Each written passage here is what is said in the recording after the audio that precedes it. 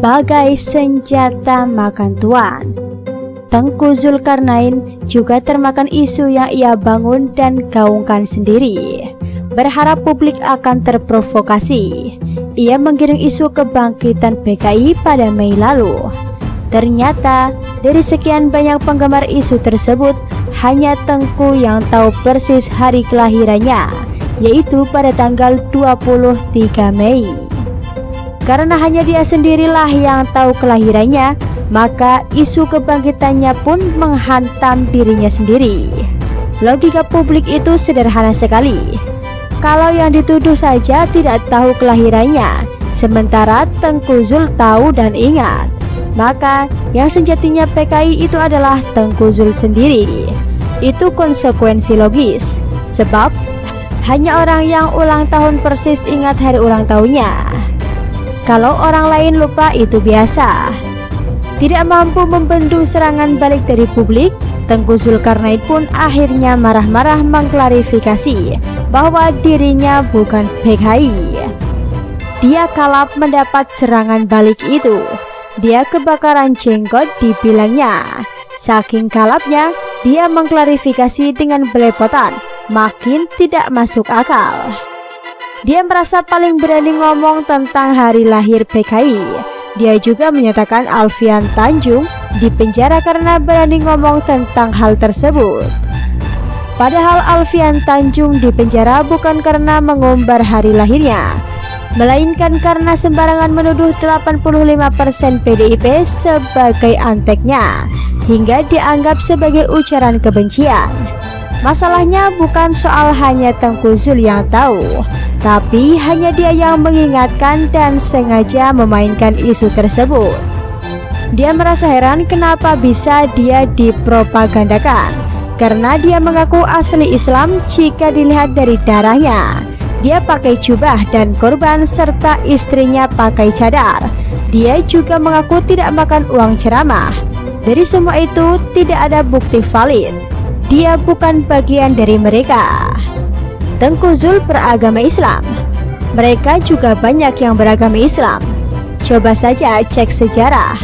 Berapa anggota mereka yang beragama Islam?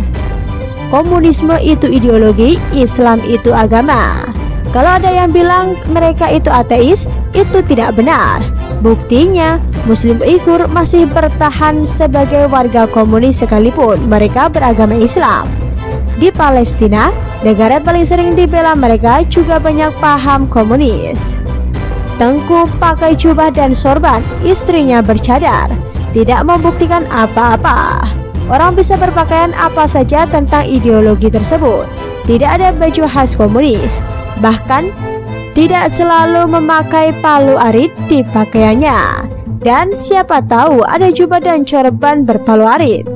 Siapa tahu loh ya. Dia juga katakan untuk tes DNA. Saking galapnya, Tengku jadi aneh-aneh. Mana ada DNA komunis? Ideologi itu tak bisa diidentifikasi di DNA. Lucu. Selucu ini dianggap sebagai pemuka agama dan kerjaannya berceramah. Dia mengatakan mereka itu suka putar balik. Nah, ini adalah argumentasi yang bisa mengkonfirmasi bahwa kemungkinan Anda tahu sendiri.